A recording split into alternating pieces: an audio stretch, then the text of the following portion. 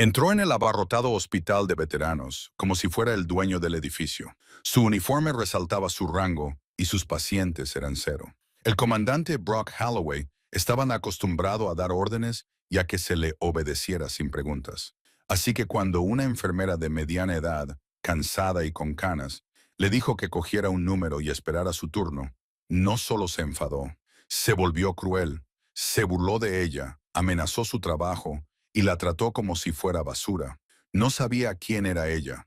No sabía que debajo de su bata, grabado en su piel, había un tatuaje que solo los supervivientes más endurecidos de Fallujah reconocían. Estaba a punto de aprender que el rango se lleva en el cuello, pero el heroísmo se graba con sangre. La lluvia azotaba el cristal reforzado de las puertas correderas del centro médico para veteranos Oak Haven. Era una miserable noche de martes de noviembre, el tipo de clima que hacía que las viejas heridas de metralla dolieran y los miembros fantasmas ardieran. La sala de espera era un mar de miseria. Veteranos tosiendo acurrucados en abrigos gastados, familias agotadas aferrándose a vasos de poliestireno con café tibio y el constante pitido rítmico de los monitores de triaje. En medio del caos se encontraba la enfermera jefe Beatrice Connors. Beatrice tenía 56 años, aunque las profundas arrugas alrededor de sus ojos y la expresión permanente de su mandíbula la hacían parecer mayor. Llevaba una bata azul marino que había sido lavada cientos de veces y llevaba el pelo recogido en un moño severo y práctico. Para el observador casual, parecía una burócrata más en la interminable maquinaria del sistema sanitario, lenta, cansada y anodina. En ese momento estaba tratando de calmar al señor Henderson, un veterano de Vietnam, que estaba teniendo un flashback cerca de las máquinas expendedoras. Solo es un trueno, Earl, dijo Beatrice, con voz grave y tranquilizadora. Le puso una mano en el hombro tembloroso. Estás en Oak Haven. Estás a salvo. Yo me encargo del perímetro. Earl parpadeó y sus ojos se aclararon. Tú te encargas del perímetro. Mantén todo bien cerrado, mintió con naturalidad. Ve a sentarte junto al radiador. Calienta esos huesos. Mientras Earl se alejaba arrastrando los pies, las puertas automáticas se abrieron con un silbido, dejando entrar una ráfaga de viento helado y a 3 hombres. El ambiente de la sala cambió al instante. Al frente del grupo estaba el comandante Brock Holloway. Era un hombre esculpido en granito y arrogancia. Su uniforme del cuerpo de Marines estaba impecable a pesar del tiempo. Era joven para su rango, tal vez rondaba los 40, con la mirada aguda y depredadora de un hombre que había ascendido pisando a los demás. A su lado había 2 oficiales más jóvenes, el teniente Silas y el sargento Reed. Holloway se sujetaba una toalla ensangrentada al antebrazo. No era una herida grave, pero la sangre había manchado su impecable puño, y eso claramente le irritaba más que el dolor. Beatrice los vio acercarse al mostrador de recepción. La joven recepcionista, una chica llamada Jenny, que solo llevaba 2 meses trabajando allí, levantó la vista con los ojos muy abiertos y aterrorizados. Necesito un médico ahora mismo, ladró Holloway, no preguntando, sino anunciando. Sí, señor, tartamudeó Jenny buscando una carpeta. Si rellena estos formularios, le pondremos en la cola de triaje. El tiempo de espera es actualmente de unas 4 horas. Holloway soltó una risa aguda y sin humor. Golpeó con la mano sana el mostrador, haciendo saltar la grapadora. Creo que no me has entendido, cariño. Soy el comandante Brock Holloway. Tengo una reunión en el Pentágono dentro de 6 horas. No voy a quedarme sentado en una sala de espera con... Hizo un gesto vago hacia la sala llena de veteranos que tosían y cojeaban junto con el resto de la población. Necesito puntos de sutura, una vacuna contra el tétanos y antibióticos, y los necesito desde hace 5 minutos. Jenny parecía a punto de llorar. La sala de espera se había quedado en silencio. Docenas de ojos se fijaron en el comandante. Beatrice suspiró, se ajustó las gafas, comprobó la bolsa de suero de una camilla que pasaba y luego caminó deliberadamente hacia la recepción. Su andar era ligeramente desigual, cojeaba, algo que normalmente ocultaba bien, pero el clima húmedo hacía que su pierna izquierda le doliera mucho. Se interpuso entre Jenny y el comandante. Jenny, ve a comprobar los signos vitales de la señora Gable en la cama 4, dijo Beatrice en voz baja. Jenny se marchó, agradecida por el respiro. Beatrice centró su atención en Holloway. No lo miró con admiración, Lo miró por encima del borde de sus gafas como si fuera un niño maleducado que hubiera dejado huellas de barro en una alfombra limpia. ¿Nombre? Le preguntó a Penn, inclinándose sobre la carpeta. Holloway la miró fijamente, parpadeando como si no pudiera creer su audacia. No me ha oído. Soy comandante del Cuerpo de Marines de los Estados Unidos. Le he oído perfectamente, comandante. Beatrice dijo con voz monótona. Pero a menos que ese corte en su brazo le haya seccionado una arteria, lo cual, a juzgar por el hecho de que está gritando a mi personal, no es el caso. Usted es un código verde. Eso significa que no corre peligro de muerte. Eso significa que debe esperar. Señaló con el bolígrafo hacia las filas de sillas de plástico. Siéntese. Le llamaremos. El rostro de Holloway se tiñó de un tono carmesí que contrastaba con su uniforme. Se inclinó sobre el mostrador, invadiendo su espacio personal. Olía a colonia cara y a lluvia. Escúcheme, pequeño Clark marchito. Holloway siseó con voz amenazante, reduciendo el tono a un susurro. Estoy al mando de un batallón de los mejores guerreros de la verde tierra de Dios. Tengo hombres bajo mi mando que han hecho más por este país antes del desayuno que tú en toda tu miserable vida de burócrata. Encontrarás un médico y me tratarás o te costará el puesto. Te tendrás lavando retretes en un centro de detención por la mañana. Beatrice no se inmutó. Ni siquiera parpadeó. Se limitó a mirar el corte en su brazo. Es una laceración, probablemente causada por un trozo de metal o cristal, diagnosticó con calma. Mantén la presión sobre ella. Si la toalla se empapa de sangre, ven a decírmelo. Si no, siéntate. Le dio la espalda. Era el insulto definitivo. Holloway se abalanzó sobre ella, la agarró por el hombro y la giró. No me des la espalda, rugió. La sala de espera contuvo el aliento. Dos veteranos mayores en sillas de ruedas comenzaron a levantarse, impulsados por su instinto, pero Beatrice levantó una mano para detenerlos. Miró la mano de Holloway sobre su hombro y luego lo miró a los ojos. Su mirada era gélida. «Tócame otra vez», susurró Beatrice, «y comerás con una pajita. Comandante, suéltela». Por un segundo, la violencia en el aire era palpable. El teniente Silas, de pie detrás de Holloway, parecía nervioso. Dio un paso adelante y puso una mano en la espalda de Holloway. «Señor», murmuró Silas, «hay cámaras, civiles mirando. Sentémonos». Holloway la soltó, empujándola ligeramente al hacerlo. Se enderezó la chaqueta, recuperando la compostura, pero manteniendo la mueca de desprecio en el rostro. «Está bien», espetó Holloway. «Esperaré, pero voy a hacer una llamada. Tú has terminado aquí». Se dirigió furioso a la esquina de la sala de espera, con sus subordinados siguiéndole como cachorros nerviosos. Beatrice se alisó la bata, respiró hondo y volvió al trabajo. Pero la tensión no se disipó. Holloway pasó la siguiente hora haciendo llamadas telefónicas en voz alta, claramente destinadas a que Beatrice las oyera. Se quejó de la incompetencia y la falta de respeto del personal. Miró con ira a todas las enfermeras que pasaban por allí.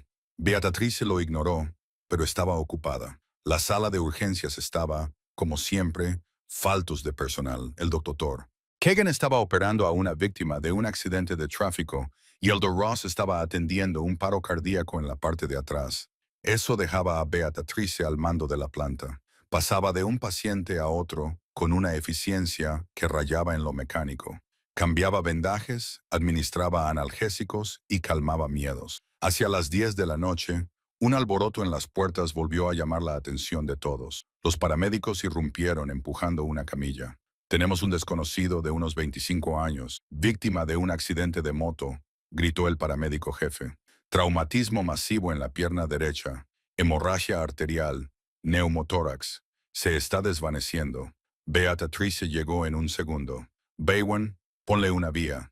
Jenny Page Ross. Dile que la traiga aquí ahora mismo». «Ross sigue con el cardíaco», gritó Jenny. «Entonces tráeme el carro de paradas», gritó Beatrice, corriendo junto a la camilla. Cuando pasaron junto a Holloway, el comandante se levantó, bloqueando el paso. Gritó Holloway. «Llevo una hora esperando. Me duele el brazo. Están atendiendo a este motociclista drogadicto antes que a mí». El paciente en la camilla estaba cubierto de barro y sangre, con la chaqueta de cuero hecha jirones. Jadeaba en busca de aire, con el pecho subiendo y bajando de forma irregular. Beatrice ni siquiera redujo la velocidad. Empujó al comandante con el hombro, haciéndolo caer en su asiento con una fuerza sorprendente. «Muévase o lo atropellaré».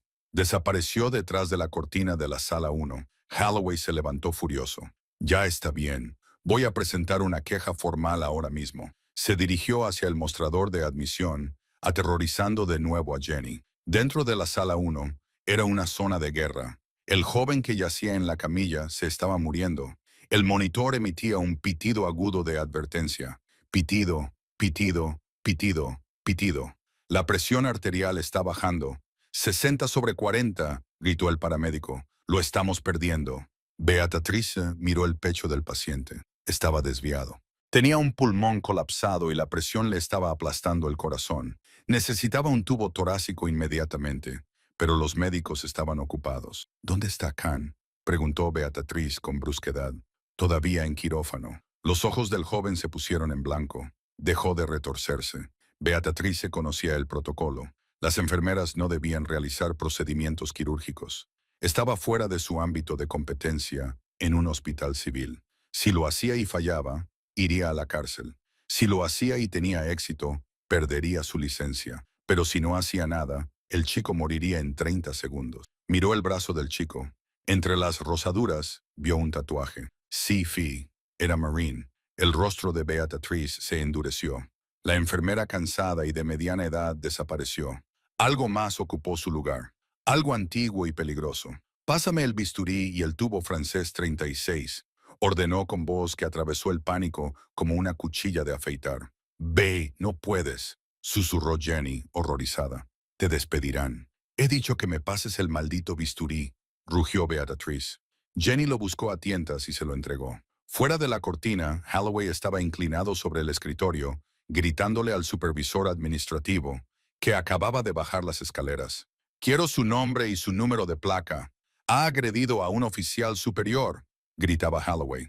Un silencio repentino cayó sobre la sala de urgencias cuando un horrible sonido gutural salió de la bahía 1. El sonido de un tubo de plástico siendo forzado a través del músculo y las costillas. Luego, un silbido masivo de aire escapando. ¡Zas! El monitor, que había estado en línea plana durante un segundo, comenzó a pitar. Bip, bip, bip. Fuerte, constante. Beatrice salió de detrás de la cortina 3 minutos más tarde. Tenía las manos cubiertas de sangre roja brillante hasta las muñecas. Tenía salpicaduras de sangre en las gafas. Parecía agotada, pero el chico estaba vivo. Se dirigió al lavabo cerca de la sala de enfermeras y comenzó a frotarse las manos. Holloway se acercó por detrás. Vio la sangre. Hizo una mueca de asco. «Por fin has terminado de jugar a ser heroína con los drogadictos». Holloway se burló. «Ahora mira mi brazo. Está empezando a hincharse». Beatrice no se dio la vuelta. Siguió frotándose las manos. El agua se tiñó de rosa al caer por el desagüe. «Ese drogadicto», dijo Beatrice en voz baja. «Es Cabo Segundo. Acaba de volver a casa la semana pasada. Y está vivo porque le he hecho una intervención. Probablemente no sabrías ni deletrearlo, y mucho menos hacerlo». Holloway se rió. «Por favor, eres enfermera. Cambias pañales y repartes piruletas. No finjas que estás en primera línea, señora. No tienes ni idea de lo que es la presión real. No tienes ni idea de lo que es tener la vida de un hombre en tus manos mientras el enemigo te dispara». Se inclinó cerca de su oído. «Eres una civil. Eres blanda e incompetente». Beatrice cerró el grifo. Se secó las manos con una toalla de papel. Despacio, metódicamente. Se volvió hacia él. «Blanda», repitió. «Blanda», confirmó Holloway. «Ahora, ¿vas a atenderme o tengo que llamar al general y hacer que cierren este lugar?» «Te atenderé», dijo Beatrice. Su voz era aterradoramente tranquila. «Ven conmigo a la sala 3. Te coseremos la herida para que puedas desaparecer de mi vista». Lo condujo a la pequeña sala de exploración. Holloway se sentó en el borde de la cama, con aire de suficiencia. Sentía que había ganado. Había intimidado al personal hasta someterlo. «Ya era hora», murmuró. Beatrice reunió el kit de sutura. Preparó la aguja. Mientras trabajaba, se subió las mangas de la bata porque hacía calor en la sala y la sangre del paciente anterior había empapado los puños. Se subió la manga derecha. Nada más que piel pálida y llena de cicatrices. Luego se subió la manga izquierda. Holloway miraba su teléfono, ignorándola. «Asegúrate de usar una aguja pequeña. No quiero una cicatriz. Sobrevivirá, comandante, dijo Beatriz. Terminó de remangarse la manga izquierda hasta el hombro. Holloway levantó la vista para hacer un comentario sarcástico sobre su rapidez. Sus ojos se desplazaron desde su rostro hasta su cuello y su brazo izquierdo. Se quedó paralizado. Allí, cubriendo todo su brazo izquierdo, había un tatuaje. Pero no era una mariposa, ni una flor, ni un corazón. Era un diseño intrincado y descolorido en tinta negra y verde. Una calavera con un casco cruzado con dos símbolos médicos caduceus envueltos en alambre de púas. Debajo, en letras góticas en negrita, estaban las palabras Primer Batallón, 8º Regimiento de Marines, Operación Furia Fantasma, El Muelle del Diablo, y debajo, una pequeña lista clara de fechas y coordenadas. Fallujah, 2004. Holloway abrió la boca, pero no le salió ningún sonido. Conocía esa unidad. Todos los Marines conocían esa unidad. La batalla de Fallujah fue el combate urbano más sangriento que los Marines habían visto desde Vietnam, y los médicos adscritos al 18 eran leyendas. Se les conocía como los Muelles del Diablo, porque se adentraban en el infierno para sacar a los Marines. Pero había algo más, un tatuaje más pequeño justo debajo del codo, una medalla de estrella de plata representada con tinta. Holloway se quedó mirando. Miró a la mujer de cabello gris a la que acababa de llamar Blanda. Miró la tinta. Volvió a mirar su rostro. Beatrice captó su mirada. No cubrió el brazo. Simplemente enhebró la aguja. ¿Hay algún problema, comandante?, preguntó. Holloway tragó saliva. ¿Dónde? ¿Dónde te hiciste eso? ¿Hacer qué?, preguntó ella, limpiándole el brazo con yodo. ¿El tatuaje?, susurró él. El 18 Fallujah. Beatrice miró su propio brazo como si hubiera olvidado que estaba allí. Oh, me lo hice en un salón cutre en Ramardy, hace unos 20 años. Me costó un paquete de cigarrillos y una botella de whisky. Estuviste en Fallujah. La voz de Holloway se quebró. Estaba adscrita a la compañía Charlie, dijo Beatrice, con la mirada fija en su herida y las manos firmes como rocas. Korsman, 2004. Holloway sintió que se le helaba la sangre en las venas. Una mujer Korsman, adscrita a una unidad de infantería en 2004, era algo raro, extremadamente raro. Pero estar con la 18 Muenchua en la casa del infierno, eso la convertía en un unicornio peligroso y endurecido por la batalla. Pero Holloway tartamudeó. «Eres enfermera». «Ahora sí», dijo ella. En aquel entonces era lo único que se interponía entre un montón de buenos chicos y la muerte. Le perforó la piel con la aguja. Holloway ni siquiera lo sintió. Estaba demasiado ocupado procesando el hecho de que acababa de decirle a una condecorada con la estrella de plata que no sabía lo que era la presión. Pero Holloway era un hombre orgulloso, y el orgullo es un mecanismo de defensa. En lugar de disculparse, su cerebro se apresuró a encontrar una forma de mantener el control. Tenía que ser falso. Eso era. Era valor robado. Ella era una anciana. Era imposible que fuera esa doctora. «El valor robado es un delito federal», dijo Holloway de repente, recuperando el tono de voz. Beatrice se detuvo. Levantó la vista. «Disculpa. Ese tatuaje, Holloway», dijo entrecerrando los ojos. «Lo compraste. ¿Crees que te hace parecer duro? No había mujeres en las casas de limpieza de la infantería en Fallujah. Eres un mentiroso». Beatrice lo miró fijamente durante un largo y pesado silencio. Dejó la aguja. «¿Crees que miento?» «Creo que eres una impostora», dijo Holloway, ganando confianza. «Y voy a desenmascararte. Me aseguraré de que todo el mundo sepa que la jefa de enfermeras de Oak Haven lleva un tatuaje que no se ha ganado». Beatrice suspiró. Era un sonido triste y cansado. Metió la mano en el bolsillo y sacó su teléfono. «Realmente no quería hacer esto, comandante. Solo quería coserte y volver a casa con mi gato». Marcó un número. Lo puso en altavoz. «¿A quién estás llamando?», preguntó Holloway. «Al Pentágono», respondió Beatrice.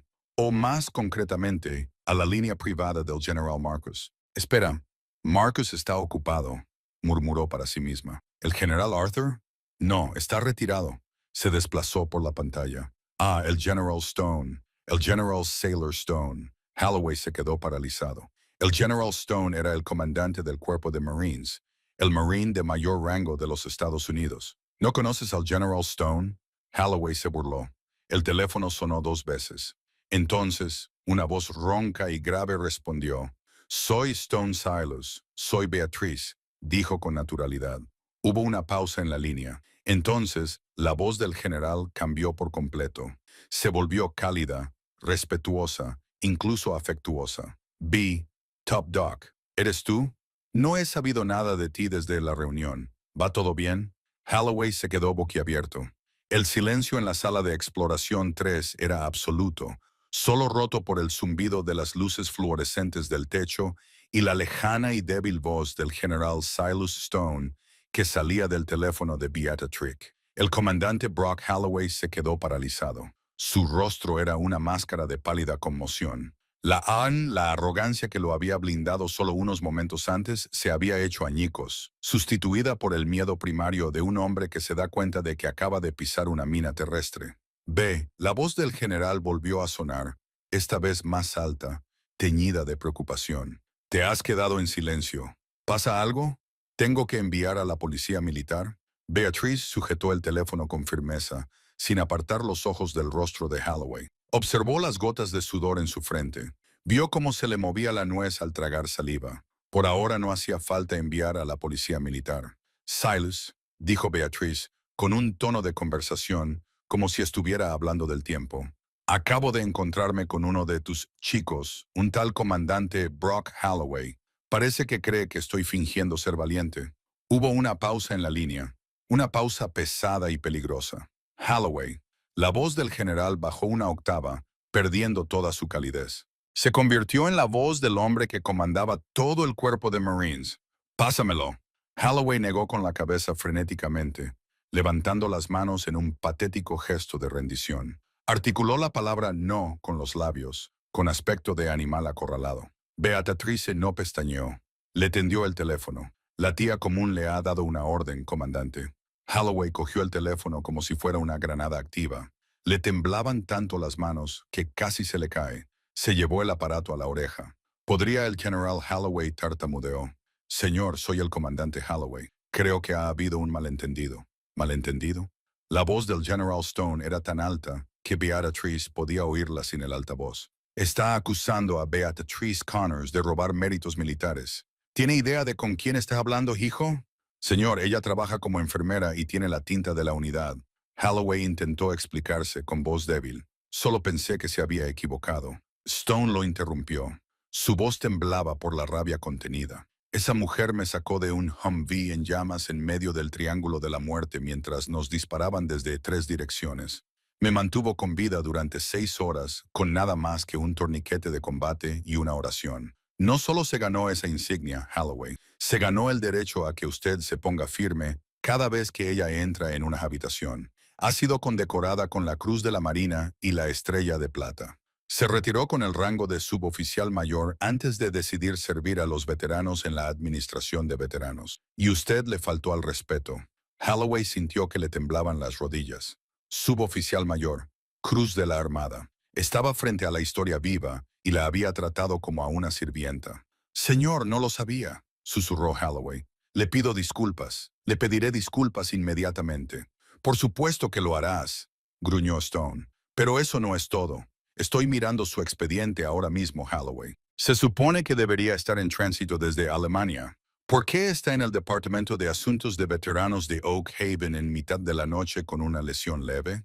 Los ojos de Holloway se posaron en Beata Trick, con pánico en sus pupilas. Tuve un accidente, señor. Me están curando antes de la reunión informativa. ¿Un accidente? Stone repitió la palabra con tono sospechoso. Vuelve a ponérmelo. Holloway le devolvió el teléfono a Beatrice con el rostro pálido. Estoy aquí, Silas, dijo Beatrice. Escúchame, dijo el general con voz seria. La unidad de Holloway acaba de regresar de una operación secreta en Siria. Ha salido mal, muy mal. Hemos perdido el contacto con uno de sus escuadrones. Holloway afirma que fue evacuado antes de tiempo debido a una lesión. Si él está allí con un rasguño y mis chicos han desaparecido, necesito que lo examines. Que lo examines bien. Beatrix entrecerró los ojos. La calidez del reencuentro se desvaneció, sustituida por el frío cálculo de la médico de combate. Entiendo, dijo en voz baja. Lo examinaré. Dale recuerdos a Mary. Vigila tu 6B, advirtió Stone. Holloway es ambicioso, y los hombres ambiciosos hacen tonterías cuando se ven acorralados. La línea se cortó. Beatriz guardó el teléfono en el bolsillo. Se volvió hacia el kit de suturas, se puso un par de guantes nuevos y miró a Holloway. El ambiente de la habitación había cambiado. Ya no se trataba solo de un paciente grosero y una enfermera. Era un interrogatorio. «Siéntese, comandante», ordenó Beatriz. Holloway se sentó. No discutió. Parecía derrotado, pero bajo la derrota, Beatriz vio algo más brillando en sus ojos. Desesperación, y la desesperación era peligrosa. «Cóseme», dijo Holloway en voz baja. «Por favor, cóseme para que pueda irme». Beatriz acercó el taburete con ruedas, cogió el frasco de solución salina y comenzó a limpiar la herida de su antebrazo. Era un corte irregular de unos 7 centímetros, feo pero superficial. «Bueno», dijo Beatriz con voz engañosamente alegre mientras irrigaba la herida. «Siria, un país difícil». Holloway se estremeció. «No sé de qué está hablando». «Me lo dijo mi hijo», mintió ella. «Dijo que te sacaron antes de tiempo. Es una pena, dejar atrás a tus hombres». «No los dejé». Holloway respondió con su instinto defensivo a flor de piel. Estaba herido. Estaba en peligro. El protocolo establece que un oficial al mando debe ser evacuado si no puede cumplir con sus funciones. «Cierto», dijo Beatriz. Se inclinó más cerca de la herida. «El protocolo». Cogió el portaagujas, pero no empezó a coser. Se quedó mirando los bordes del corte. «Hay algo curioso en este corte, comandante», murmuró. «¿Qué?», exigió Holloway. «Es de un trozo de metralla. Un mortero alcanzó al convoy». Beatriz se levantó la vista por encima de sus gafas. «La metralla desgarra. Destroz. Es desagradable». Tocó el borde del corte con las pinzas. «Esto está limpio», dijo fríamente. «Líneas rectas, profundidad uniforme, sin desgarros en los bordes, sin quemaduras de pólvora, sin restos». Lo miró fijamente a los ojos. Parece que fue hecho con una cuchilla muy afilada y muy estéril, como un cuchillo de combate o un bisturí. Holloway retiró el brazo bruscamente, con el rostro contraído en una mueca de ira. «¿Me estás llamando mentirosa otra vez?» «Te estoy llamando cobarde», dijo Beatriz, bajando la voz hasta convertirla en un susurro. «Te lo has hecho tú mismo, ¿verdad? Te cortaste el brazo para poder atrapar al primer pájaro que saliera de la zona caliente y dejar que tu escuadrón se pudriera». Holloway se levantó tan rápido que el taburete cayó al suelo con estrépito. Se alzó sobre ella con las manos cerradas en puños. La pretensión de civismo había desaparecido. Era un lobo acorralado y estaba mostrando los dientes. «No tienes pruebas», siseó, «y nadie creerá a una enfermera acabada antes que a un comandante condecorado. Ahora termina el trabajo o te romperé el cuello». Beatriz no se movió. No se inmutó. Había mirado fijamente a señores de la guerra e insurgentes. Un oficial sudoroso y mentiroso no le daba miedo, pero sabía que el general tenía razón. Holloway era peligroso porque tenía todo que perder. «Siéntate», repitió con voz firme. «Te coseré, pero no creas que esto ha terminado». Holloway se sentó respirando con dificultad. Beatriz trabajó rápidamente, con las manos moviéndose con la memoria muscular de 10.000 procedimientos. Le dio 6 puntos de sutura en el brazo, ató el nudo y cortó el hilo. «Listo», dijo. «Ahora te pondré la vacuna contra el tétanos. Pásate esa parte», dijo Holloway, levantándose de un salto y subiéndose la manga. «Me voy. Tienes que firmar los papeles del alta», dijo Beatriz, dirigiéndose al ordenador que había en la esquina de la habitación. «Y tengo que registrar la causa de la lesión». «Regístrala como trauma de combate», ordenó Holloway, abrochándose la chaqueta. «Y borra cualquier nota sobre las locas teorías que se te ocurran», escribió Beatriz en el teclado. No estaba borrando nada. Estaba marcando su expediente. Escribió: «Presencia del paciente con laceración incompatible con el historial informado. Se sospecha que se trata de una herida autoinfligida para evitar el servicio. Solicito investigación inmediata». «No puedo borrar los registros médicos, comandante», dijo con calma. «Es un delito federal, pero estoy segura de que su historia resistirá el escrutinio». Holloway se acercó por detrás. Vio el reflejo de la pantalla en la puerta de cristal del armario. Vio el icono de la bandera roja. La agarró por la nuca y le golpeó la cara contra el escritorio. Beatriz se agarró con las manos justo antes del impacto y sus gafas se le torcieron en la cara. «¡Bórralo!», gritó Holloway. «¡Bórralo ahora mismo!». De repente la cortina de la bahía se abrió de golpe. «Oye, no era seguridad. Era el ayudante del teniente Silas Holloway. Estaba pálido y sostenía un teléfono en la mano. «Señor, pare», gritó Silas. Holloway se dio la vuelta y soltó a Beatrice. «Salga», dijo Silas, esperando en el coche. «Señor, tiene que escuchar esto», dijo Silas, entrando en la habitación. Miró a Beatrice y luego al comandante. «Es el equipo de extracción. Han encontrado al escuadrón». Holloway se quedó paralizado. «¿Los han encontrado? ¿A todos?» «No, señor», dijo Silas con voz temblorosa. «La mayoría han muerto en combate, pero han encontrado un superviviente. Lo han trasladado en helicóptero a Ramstein y luego lo han trasladado aquí inmediatamente por la unidad especializada en pulmones». Holloway palideció. «Aquí, a Oak Haven». «Sí, señor». Silas dijo que acaba de aterrizar. «Lo están trayendo a la sala de traumatología en este momento». Beatrice se enderezó y se ajustó las gafas. Su mente se aceleró. El joven al que había salvado antes, el que tenía un neumotórax a tensión, el que tenía un tatuaje de un marino, el desconocido. Beatrice susurró. Holloway la miró con terror en los ojos. «¿Qué has dicho?», preguntó Holloway. «El chico al que salvé justo antes que usted», dijo Beatrice, rodeando el escritorio. «Pulmón colapsado, abrasiones por caída, sin identificación. No vino de un accidente de moto, ¿verdad? Vino del aeródromo. Solo era un motorista», insistió Holloway, pero su voz se quebró.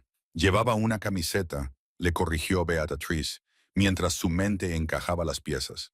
«Pero debajo tenía heridas por explosión. Vi los patrones en su piel. Lo traté por un pulmón colapsado, pero no comprobé si tenía metralla porque teníamos prisa». Empujó a Holloway y salió corriendo de la habitación. «¡Espera!», gritó Holloway persiguiéndola. Beatrice corrió por el pasillo hacia la UCI. Tenía que llegar hasta ese chico. Si era el superviviente de la unidad de Holloway, era el único testigo. Él sabía la verdad. Y si Holloway llegaba primero, ese chico no sobreviviría a la noche. Irrumpió en la UCI. Las luces estaban atenuadas. Los monitores pitaban rítmicamente. Encontró la cama 4. El joven estaba intubado, sedado, con el pecho subiendo y bajando con la ayuda de una máquina. Beatrice cogió su historial. Paciente John Doe ingresado a las 22 horas con lesiones compatibles con un impacto de alta velocidad. Miró la cara del chico. Bajo los moretones y la hinchazón, parecía un niño, tal vez de 21 años. Beatrice Holloway irrumpió en la UCI. El teniente Silas y el sargento Reed justo detrás de él. Las enfermeras del turno de noche levantaron la vista alarmadas. «Aléjate de él», ordenó Holloway marchando hacia la cama. «Ese es mi Marine. Voy a ponerlo bajo mi custodia». «Lo vamos a trasladar al Walter Reed. Está inestable», gritó Beatrice, colocándose entre Holloway y la cama. «Si lo mueves ahora, lo matas». «Es una orden», rugió Holloway. «Lee Silas, coge la camilla». Los dos oficiales más jóvenes dudaron. Miraron al chico conectado a las máquinas. Miraron a las enfermeras aterrorizadas. «Señor, tiene mal aspecto», dijo Reed nervioso. «Quizá deberíamos esperar». «Le he dado una orden, sargento», gritó Holloway. «Es testigo de una operación clasificada. Es un riesgo para la seguridad. Lo trasladaremos ahora mismo». Holloway empujó a Beatrice con tanta fuerza que la hizo tropezar con un carro de paradas. Agarró las barandillas de la cama y desbloqueó los frenos. «No», gritó Beatrice. Se puso en pie a toda prisa. De repente, el chico de la cama se movió. Abrió los ojos de golpe. Estaban dilatados, llenos del terror del campo de batalla. Se atragantó con el tubo de intubación. Las alarmas del monitor comenzaron a sonar. Frecuencia cardíaca alta, presión alta. Vio a Holloway. La mano del chico se disparó y agarró la muñeca de Holloway. Era un agarre débil, pero impulsado por la adrenalina pura. El niño miró fijamente a Holloway y, a pesar del tubo en la boca, el mensaje era claro. Puro odio sin adulterar. Holloway intentó sacudírselo. «Suéltame, Marine». Beatrice se abalanzó hacia adelante, no hacia Holloway, sino hacia los controles de sedación. Tenía que calmar al niño antes de que se arrancara los puntos o sufriera un derrame cerebral. «¡Ayúdenme!», gritó a las otras enfermeras. Código gris de seguridad a la UCI. Pero Holloway estaba entrando en pánico. Vio la mirada en los ojos del niño. Sabía que si este niño pudiera hablar, Holloway iría a la cárcel de por vida. Holloway metió la mano en su chaqueta. Sacó una jeringa que había robado del carro de traumatología abierto en la Bahía 3 Está teniendo convulsiones, gritó Holloway mintiendo descaradamente. Le estoy administrando un sedante. ¡No lo toques!, gritó Beatrice. Vio la etiqueta de la jeringa que sostenía. Succeninalcolina, un paralizante. Si le administraba eso a un paciente que ya tenía dificultades para respirar, le detendría el corazón en segundos. Holloway levantó la aguja hacia la vía intravenosa del niño. Beatrice no pensó, no calculó. Se movió con la velocidad de la mujer que había sobrevivido a la batalla de Fallujah. Agarró un pesado tanque de oxígeno metálico que había cerca de la pared. Lo balanceó como si fuera un bate de béisbol. No apuntó a la cabeza de Holloway, lo que lo habría matado, sino a su brazo. ¡Clang! El tanque de acero golpeó el antebrazo de Holloway, el que ella acababa de coser. Se oyó un crujido repugnante de huesos. Holloway gritó con un sonido agudo y lastimero. La jeringa salió volando de su mano y rodó por el suelo de baldosas. Cayó de rodillas, agarrándose el brazo destrozado. ¡Mi brazo! ¡Me has roto el brazo!, chilló Holloway. El teniente Silas y el sargento Reed desenfundaron sus armas. ¡Quieto! ¡Suelta el tanque!, gritó Silas, apuntando con su pistola a Beatrice. La UCI quedó en silencio. Beatrice se quedó de pie junto a Holloway, respirando con dificultad, con el tanque de oxígeno aún en la mano. Miró el cañón de la pistola del teniente. «Bájala, hijo», dijo Beatrice, con voz temblorosa pero desafiante. «Mira lo que intentaba hacer tu comandante. Mira la jeringuilla». Silas miró al suelo. Vio el frasco. Era un paralizante. Beatrice dijo que no intentaba sedarlo. Intentaba ejecutarlo. Silas miró a Holloway, que se retorcía en el suelo, llorando de dolor. Luego miró al niño en la cama, que los observaba con los ojos muy abiertos y aterrorizados. «Señor», preguntó Silas con voz temblorosa. «¿Es eso cierto?» «Está loca». Holloway sollozó. «Dispárale. Es una orden. Dispárale». Las puertas de la UCI se abrieron de golpe de nuevo, pero no era la seguridad del hospital. Era un grupo de 4 hombres. Eran mayores, vestían chalecos de cuero de motociclista y les goteaba la lluvia por los hombros. Parecían problemáticos, pero Beatrice los miró y sonrió. Era el club de motociclistas local VFW, la vieja guardia. Earl, el veterano de Vietnam de la sala de espera, iba al frente. Ya no temblaba. Sostenía una llave de cruz. «Oímos que había un problema», gruñó Earl, entrando en la habitación. Detrás de él había otros 3 hombres corpulentos, veteranos de la Guerra del Golfo, que pasaban sus días como voluntarios en el hospital. Vieron las armas. No les importó. «Será mejor que guardéis esas pistolas de juguete», dijo Earl, interponiéndose entre Beatrice y el teniente. «A menos que queráis explicarle a Dios por qué disparasteis a una enfermera en una habitación llena de veteranos». Silas miró a Earl, luego a Beatrice y luego a su comandante, que gritaba. Bajó lentamente el arma, la guardó en su funda. «Retírate, Reed», dijo Silas en voz baja. «Pero señor», comenzó Reed. «He dicho que te calmes», ladró Silas. Miró a Holloway con disgusto. «No voy a morir por este cobarde». Beatrix soltó el tanque de oxígeno, corrió hacia el chico y le tomó el pulso. «No pasa nada», le susurró, acariciándole el pelo. «Estás a salvo. Nadie te hará daño». Levantó la vista hacia Earl. «Vigila la puerta, Earl. Que no entre nadie. Que no salga nadie hasta que llegue la policía de verdad». «Sí, señora», dijo Earl cruzando los brazos. Holloway seguía en el suelo, acunando su brazo roto. «Estás muerto», le escupió a Beatrice. «Has agredido a un oficial superior. Te pudrirás en Leavenworth». Beatrice se acercó a él. Se arrodilló y acercó su rostro al de él. Ya no era la enfermera bondadosa. Era el diablo en persona. «Más te vale que vaya a la cárcel, comandante», le susurró. «Porque si quedo libre, haré que mi misión en la vida sea asegurarme de que todas las personas del Pentágono sepan lo que hiciste. Voy a desenterrar todos los archivos, todos los informes, todos los testigos. Te quitaré ese rango del cuello aunque tenga que hacerlo con mis propios dientes». Se levantó. «Ahora cállate y sangra en silencio. Estás agotando mi paciencia». Las sirenas sonaban en la distancia, cada vez más fuertes. La caballería estaba llegando, pero para Holloway, la guerra ya estaba perdida. El joven Marine en la cama, el soldado Caleb Vance observaba a Beatrice con lágrimas en los ojos. No podía hablar, pero volvió a extender la mano. Beatrice la tomó. Él le apretó la mano. «Gracias». Pero la noche no había terminado. Holloway estaba destrozado, pero los hombres como él tenían contactos. Los hombres como él tenían abogados. Y mientras la policía entraba apresurada para esposar a todos, Beatriz sabía que la batalla más difícil acababa de comenzar. Había desenmascarado a un monstruo. Pero los monstruos tienen una forma de contraatacar desde la oscuridad. Las luces fluorescentes de la sala de interrogatorios de la cuarta comisaría estaban diseñadas específicamente para hacer que una persona se sintiera pequeña. Zumbaban con un zumbido bajo y doloroso que parecía vibrar dentro del cráneo de Beatrice. Llevaba 6 horas sentada allí. Ya no tenía las manos esposadas, pero las muñecas aún le dolían por el metal. Le habían quitado los cordones de los zapatos y el cinturón. Era el procedimiento habitual para los delincuentes violentos. La puerta se abrió y entró el detective Miller. Era un hombre de aspecto cansado, con manchas de café en la corbata, atrapado en medio de una pesadilla de jurisdicción militar civil. Dejó caer un grueso expediente sobre la mesa metálica. Señorita Connor. Miller suspiró y se hundió en la silla frente a ella. Tenemos un problema. Me imagino que sí, dijo Beatrice con voz ronca.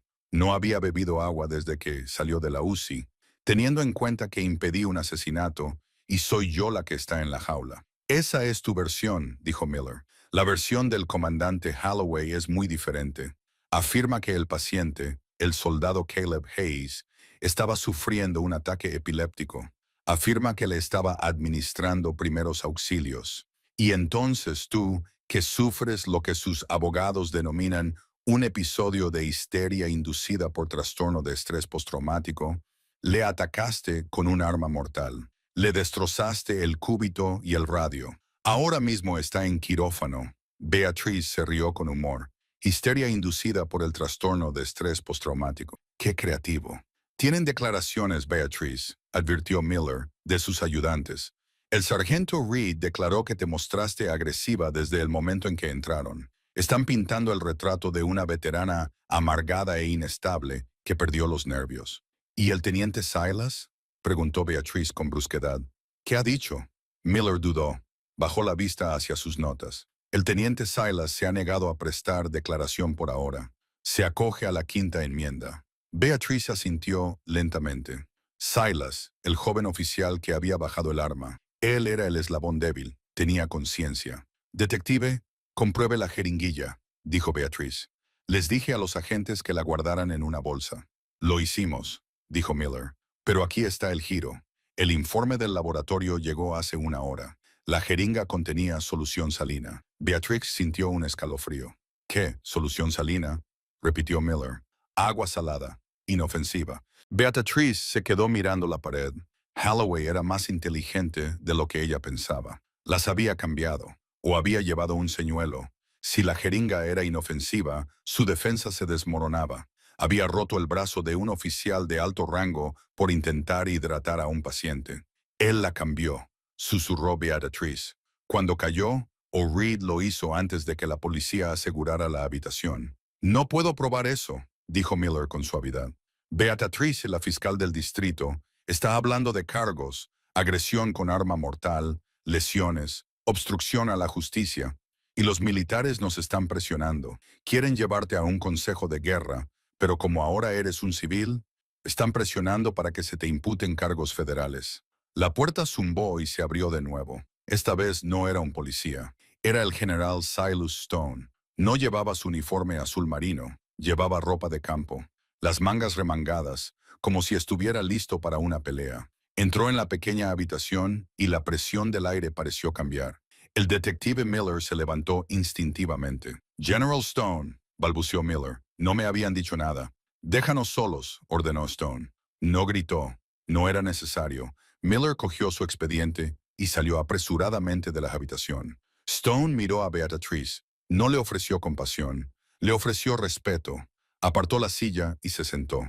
Tienes muy mal aspecto, doctora, dijo Stone en voz baja. Deberías ver al otro tipo. Beatriz esbozó una débil sonrisa. Lo vi, dijo Stone con severidad. Visité a Holloway en la sala VIP de recuperación. Ya está dando entrevistas haciéndose pasar por el héroe herido. Tiene a un senador en marcación rápida B. Está presentando esto como un ataque al ejército por parte de un sistema de asistencia a veteranos fallido. La jeringa fue cambiada.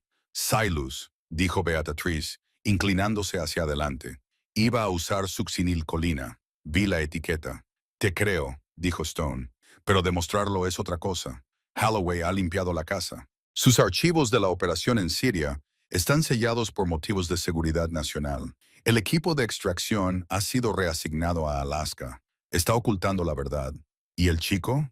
Preguntó Beatrice, el soldado Hayes. El rostro de Stone se ensombreció.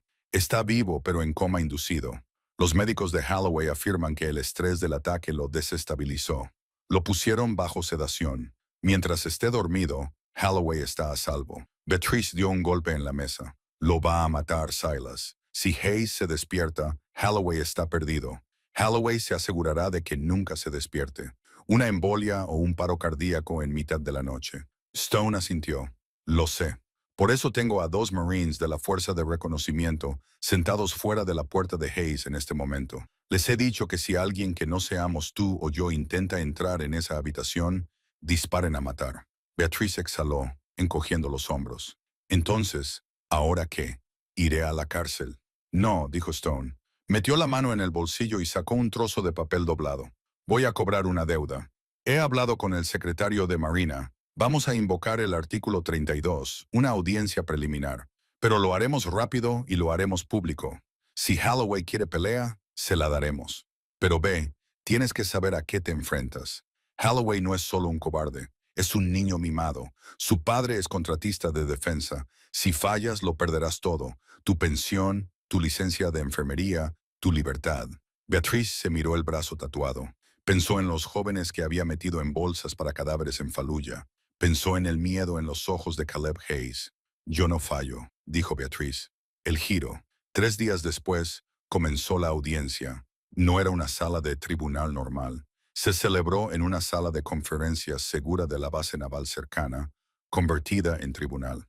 La sala estaba abarrotada, con la prensa, altos mandos militares y un número sorprendente de civiles. El club de moteros de la vieja guardia se había reunido frente a las puertas con carteles en apoyo a la enfermera Osa. Holloway se sentó en la mesa del demandante, con el brazo en un elaborado cabestrillo, con aspecto solemne y digno. Su abogado era un tiburón llamado Sterling, un hombre que cobraba $1,000 la hora. Beatrice se sentó con un abogado de oficio y un abogado militar asignado por Stone. Las 2 primeras horas fueron una masacre. Sterling destrozó el carácter de Beatrice. Sacó a relucir antiguos informes disciplinarios del hospital, ocasiones en las que Beatrice había discutido con los médicos o había infringido las normas para ayudar a los pacientes. La pintó como una persona imprevisible. Luego Holloway subió al estrado. Fue convincente. Habló del caos de la sala de urgencias, de su preocupación por su subordinada y de la conmoción que le causó ser atacado por una mujer confundida. Incluso derramó una lágrima al hablar de su preocupación por la salud mental de Beatrice. No la culpo, dijo Holloway en voz baja al micrófono. La guerra nos deja cicatrices a todos. Solo quiero que reciba la ayuda que necesita. El tribunal, compuesto por 3 oficiales de alto rango, parecía comprensivo. La cosa pintaba mal. Entonces llegó el turno de la defensa. El abogado de Beatrice, el capitán Ross, se puso de pie. Llamamos al teniente James Silas al estrado. Una oleada de sorpresa recorrió la sala. Holloway giró la cabeza hacia el fondo de la sala. No se lo esperaba. Silas entró. No llevaba su uniforme de gala. Llevaba vaqueros de civil y una camisa abotonada. Parecía como si no hubiera dormido en una semana. Prestó juramento. Se sentó. No miraba a Holloway. El teniente capitán Ross comenzó. Usted estaba presente en la sala de urgencias. Háblenos de la jeringuilla. Protesto, gritó Sterling. Es una especulación. El informe policial confirmó que era suero salino. Denegada, dijo el juez principal. Responda a la pregunta. Silas respiró hondo. El comandante Holloway lleva un botiquín médico personal. No es el habitual. Antes de entrar en el hospital, me dijo que guardara una bolsa secundaria. Dijo que eran suministros de reserva. ¿Y miraste dentro de la bolsa? Sí, susurró Silas. Después del incidente, cuando todo el mundo estaba distraído. ¿Y qué encontraste? Silas metió la mano en el bolsillo y sacó una pequeña bolsa de plástico sellada. Dentro había un frasco. Encontré el frasco de suero. Silas dijo que el sello estaba roto. Había llenado la jeringa con el suero antes de entrar en la UCI. Planeaba cambiarlo. La sala estalló. Holloway se levantó. Está mintiendo. Está molesto porque le denuncié por insubordinación. Siéntese, comandante, rugió el juez. El teniente Ross continuó, alzando la voz. ¿Por qué querría el comandante hacer daño al soldado Hayes? Silas levantó la vista. Las lágrimas le corrían por la cara. Por culpa de Siria, no nos tendieron una emboscada. El comandante entró en pánico. Nos estaban disparando ligeramente. Ordenó un ataque aéreo sobre nuestra propia posición para cubrir su retirada. Lo llamó peligro cercano. Sacrificó al pelotón para crear una distracción y poder llegar al punto de extracción. Un grito ahogado recorrió la sala. Esto ya no era solo un asalto. Era un crimen de guerra. Hayes era el operador de radio. Silas sollozó. Hayes escuchó la orden. Intentó cancelarla. Holloway disparó a la radio. Luego los dejó morir. Holloway se estaba poniendo morado. Esto es una fantasía. ¿Dónde están las pruebas? ¿Dónde está la grabación? La radio fue destruida. La radio fue destruida. Una nueva voz retumbó desde el fondo de la sala. Todos se volvieron. Las puertas se abrieron de par en par. El general Stone estaba allí de pie y empujando una silla de ruedas a su lado estaba Jenny, la compañera de Beata Trick. En la silla de ruedas estaba sentado el soldado Caleb Hayes. Estaba pálido, conectado a un tanque de oxígeno portátil, pero estaba despierto y sostenía un pequeño dispositivo maltrecho. Soldado Hayes, anunció el general Stone, permiso para acercarse al tribunal. Concedido, dijo el juez, con expresión atónita. Hayes se acercó en silla de ruedas. Se detuvo justo delante de Holloway. El comandante miró al chico al que había intentado matar y por primera vez sus ojos se llenaron de verdadero terror. Este Hayes, dijo con voz ronca mientras levantaba el dispositivo, es una grabadora de audio portátil, de uso estándar para los operadores de radio de reconocimiento. Graba de forma independiente de la unidad de comunicaciones. Tiene un disco duro localizado. Pulsó un botón. El silencio de la sala se llenó de estática. Luego se oyeron disparos. A continuación, la voz de Holloway, nítida como el cristal. Águila 1, aquí Holloway. Solicita el ataque. Coordenadas 34 norte, 12 este. Efecto inmediato. Luego, la voz de Hayes, joven y presa del pánico. Señor, eso nos afecta a nosotros. El escuadrón sigue en la zona de combate. Nos aniquilará. La voz de Holloway de nuevo. No me importa. Necesito humo y escombros. Cubran mi salida. Es una orden. Se oyó un disparo, el sonido del metal rompiéndose y luego silencio. La grabación terminó. El silencio en la sala del tribunal era más pesado que cualquier bombardeo de artillería. Todos los Marines presentes en la sala miraban a Holloway con una expresión de puro y auténtico rechazo. Sacrificar a hombres es una tragedia. Matarlos para salvar tu propio pellejo es el pecado definitivo. Holloway se desplomó en su silla. Su abogado, Sterling, comenzó a recoger lentamente su maletín. Lo cerró, se levantó y se alejó de la mesa, dejando a Holloway solo. Comandante Holloway, dijo el juez, con la voz temblorosa de ira, por la presente, queda despojado de todo rango y privilegio, con efecto inmediato. Queda bajo la custodia del maestro de armas. Se enfrentará a un consejo de guerra general por asesinato cobarde e intento de asesinato. Que Dios se apiade de su alma, porque el cuerpo de Marines de los Estados Unidos no lo hará. 2 policías militares se adelantaron. No fueron delicados. Agarraron a Holloway por su brazo sano y por el brazo roto. Él gritó cuando lo levantaron, pero nadie se inmutó. Lo arrastraron fuera de la sala, con los pies arrastrándose por el suelo.